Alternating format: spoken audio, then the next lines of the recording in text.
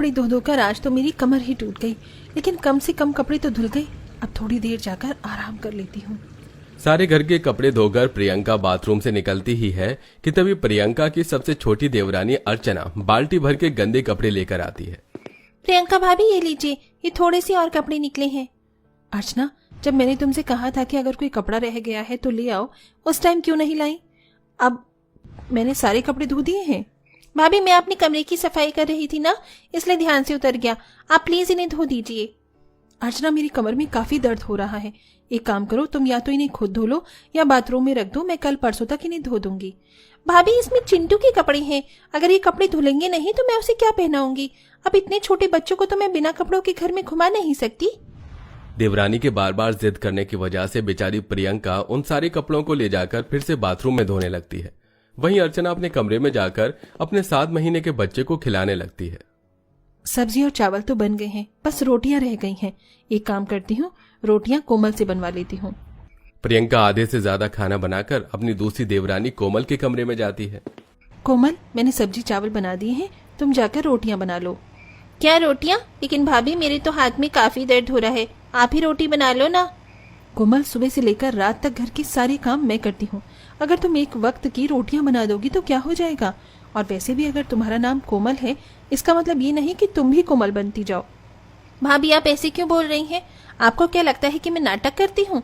अगर आपको यकीन नहीं होता तो मेरी दवाइयाँ देख लीजिए। मुझे आपसे ऐसी उम्मीद नहीं थी कि आप मुझे कभी इस तरह से बात करेंगी। अच्छा रो मत, तुम रहने दो, मैं ही रोटियां बना देती हूँ। प्रियंका जाकर अब खुद ही रोटियां बनाने लगती है। कहने को प्रियंका, अर्चना और कोमल तीनों ही इस घर की बहुएं थीं, लेकिन शुरू से लेकर घर की सारी जिम्मेदारी और काम घर की सबसे बड़ी बहू प्रियंका ही करती आई थी। कोमल और अर्चना हमेशा घर के कामों से बचने के लिए कोई न कोई बहाना बना लिया करती थीं। महीना भर होने को आ गया है और ठीक से घर की सफाई नहीं हुई है। कोमल, अर्चना, आज हम तीनों मिलकर पूरे घर की अच्छे से सफाई करेंगे। मैं सारे जाले साफ कर दूंगी। अर्चना, तुम सारे सोफे साफ कर देना और कोमल, तुम झाड़ू पोंछा लगा देना। भाभी आप तो जानती हो कि मुझे चिंटू को संभालना होता है, तो मैं आपकी मदद नहीं करवा पाऊंगी। और मेरी तो कल रात से ही कमर में दर्द हो रहा है, तो मैं भी झाड़ू पोंछा नहीं लगा सकती। तुम दोनों अक्सर ऐसे ही हर काम से अपना हाथ पीछे कर लेती हो। आखिरकार तुम दोनों इस घर की बहुएं हो, मेरे साथ साथ तुम्हारा भी तो फर्ज बनता है घर की साफ सफाई करने का। भाभी आपके पास बच्चा नहीं है ना, इसलिए आपको कोई परेशानी नहीं होती। और वैसे भी आप इस घर की बड़ी बहू हो, घर की सारी जिम्मेदारी सबसे ज्यादा घर की बड़ी बहू ही संभालती है। और नहीं तो क्या, और आप तो मेरी तरह बीमार भी नहीं रहती हो, तो फिर आपको काम करने में क्या दिक्कत आती है? वैसे प्रियंका बहू, कोमल और अर्चना बहू बिल्कुल ठीक कह रही है। ये कोमल तो हमेशा बीमार ही रहती है और अर्चना बच्चे को कौन संभालेगा, इसलिए तू ही सारे काम कर ले। वैसे भी जो जिम्मेदारी घर की बड़ी बहू की होती है, अगर उस जिम्मेदारी को वही संभाले तो अच्छा लगता है। अपनी सास को भी अपनी दोनों देवरानियों का सपोर्ट करता देख प्रियंका को काफी ज्यादा दुख होता है, लेकिन प्रियंका कर भी क्या सकती थी। प्रियंका अब अकेली ही घर की साफ सफाई करती है, वहीं दोनों देवरानी अपने अपने कमरे में आराम फरमा रही होती हैं। प्रियंका बहू, घर का राशन खत्म हो गया है और सब्जियां भी नहीं है। मैंने लिस्ट बना दी है, तू जाकर ये सब सामान ले आ। कोमल, मैं जाकर राशन लेकर आती हूँ, तुम तब तक पास वाली मंडी से ये सारी सब्जियां ले आओ। थोड़ी सी सब्जियां लानी है, कोई दिक्कत नहीं होगी। भाभी, वो मैं आपको बताना भूल गई, आज मुझे डॉक्टर के पास जाना था, तो सब्जियां आपको ही लानी होंगी। कोमल डॉक्टर का बहाना बनाकर घूमने के लिए चली जाती है, जिसके चलते प्रियंका को सब्जी और राशन लाने में ही टाइम निकल जाता है। ऐसे ही समय गुजरता है और आज प्रियंका को उसके भाई अनिल का कॉल आता है। अपने भाई अनिल से बात करके प्रियंका काफी खुश होती है और भागी भागी अपनी सास के पास आती है। अरे क्या हुआ प्रियंका बहू, कोई लॉटरी लग गई क्या जो तू इतनी खुश हो रही है? मेरे बड़े भाई अनिल का कॉल आया था। मैंने आपको बताया था ना कि वो मेरा छोटा भाई विवेक यूएसए में रहता है। आज वो वापस इंडिया आ रहा है, तो मैं मायके जा रही हूँ उससे मिलने के लिए। प्रियंका अपना सारा सामान पैक करती है और अपने मायके चली जाती है। अपनी जेठानी के मायके चले जाने के बाद अब घर की सारी जिम्मेदारी दोनों देवरानी पर आ जाती है। बहू, रात के 10 बज चुके हैं, आज खाना मिलेगा भी या नहीं? माँ जी को भी चैन नहीं है। सुबह से हम कितने सारे काम कर रहे हैं, पहले घर की सफाई की, फिर बर्तन धोए और फिर कपड़े, और अब ये खाना भी। मैं तो थक गई हूँ ये सब काम करते करते।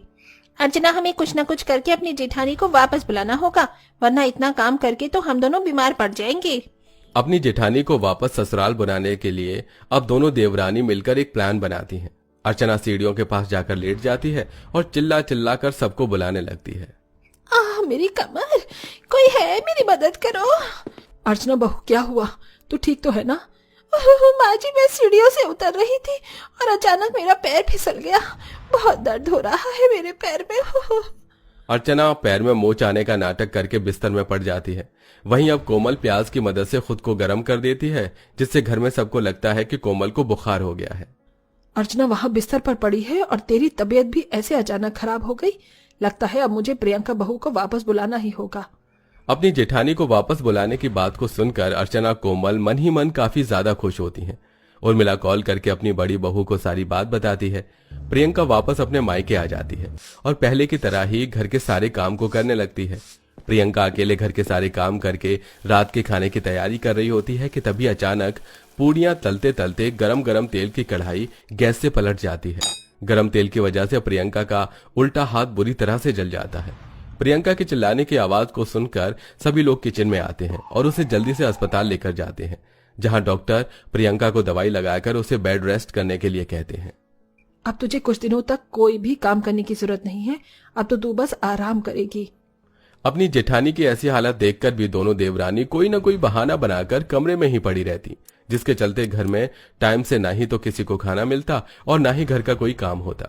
बड़ी बहू होने की वजह से प्रियंका काफी सारी जिम्मेदारी निभाती थी, इसलिए अपने हाथ की जलन और दर्द को बर्दाश्त करते हुए भी सारे काम जेठानी को ऐसी हालत में खुद करना पड़ता है, जिससे देख दोनों देवरानी मन ही मन खुश होती हैं। लेकिन कहते हैं ना कि भगवान अच्छे इंसान के साथ हमेशा अच्छाई करता है। ऐसा ही कुछ अब प्रियंका के साथ होता है। चलो प्रियंका, वरना ट्रेन छूट जाएगी। भाभी, आप कहीं जा रही हैं क्या? हाँ, मैंने बताया था ना कि मेरी भाभी प्रेग्नेंट है और उनकी डिलीवरी के दिन करीब आ रहे हैं, इसलिए मैं अब उनकी डिलीवरी होने तक उनके पास ही रहूंगी। अपनी भाभी की डिलीवरी की वजह से प्रियंका अपने मायके चली आती है और काफी समय तक अपने मायके में ही रहती है, जिसके चलते यहाँ अब घर के काम करके दोनों देवरानियों की हालत खराब हो जाती है। मेरा हाथ, इस तवे से तो मेरा हाथ ही जल गया। हे राम, मेरी कमर। पहले तो बस मैं कमर दर्द का नाटक करती थी, लेकिन अब लगता है झाड़ू पोछा कर करके सच में मेरी कमर दुखने लग गई है। घर की सारी जिम्मेदारी दोनों देवरानी के ऊपर आ जाती है। घर में हर किसी की पसंद का खाना बनाना, उन्हें उनकी चीज लाकर देना और समय पर घर के सारे कामों को करना, जिसे कर करके दोनों देवरानियों की हालत हद से ज्यादा बदतर हो जाती है। हम दो होकर भी पूरे घर को संभाल नहीं पा रही हैं और हमारी एक जेठानी सब कुछ संभाल लेती थी। हाँ अर्चना, तुम सही कह रही हो। सच में हमारी जेठानी काफी मेहनत करती थी। जेठानी के मायके जाले जाने पर आखिरकार दोनों देवरानियों की अकल ठिकाने आ जाती है। ऐसे समय गुजरता है और अपनी भाभी की डिलीवरी के बाद जेठानी अपनी मायके से अपनी ससुराल आ जाती है। अपनी जेठानी को देख दोनों देवरानी रोते हुए उसके गले लग जाती हैं। भाभी, आखिरकार आप आ गई? हाँ, लेकिन तुम दोनों को क्या हुआ? भाभी, हमें माफ कर देना। हम दोनों हमेशा काम चोरी करते रहे और आपसे घर के सारे काम करवाए, लेकिन आपके जाने के बाद हमें पता चला कि आप अकेले कैसे पूरे घर को संभालती थी। भाभी, हमें माफ कर दीजिए। आपसे हम आपके साथ घर के सारे काम करवाएंगी। तुम्हें मुझसे माफी मांगने की कोई जरूरत नहीं है, बल्कि मैं तो खुश हूँ कि तुम दोनों को आखिरकार अपनी जिम्मेदारी समझ आई। भाभी, अब हम आपसे वादा करते हैं कि हम भी आपकी तरह ही जिम्मेदार बनेंगे। अब दोनों देवरानी और जेठानी मिलकर साथ में पूरे घर को संभालती हैं, जिससे सबसे ज्यादा खुशी प्रियंका को होती है। दोस्तों, आपको लगता है कि सारी देवरानी जेठानी का रिश्ता ऐसा ही होता है या इससे अलग? हमें कमेंट बॉक्स में कमेंट करके जरूर बताइएगा।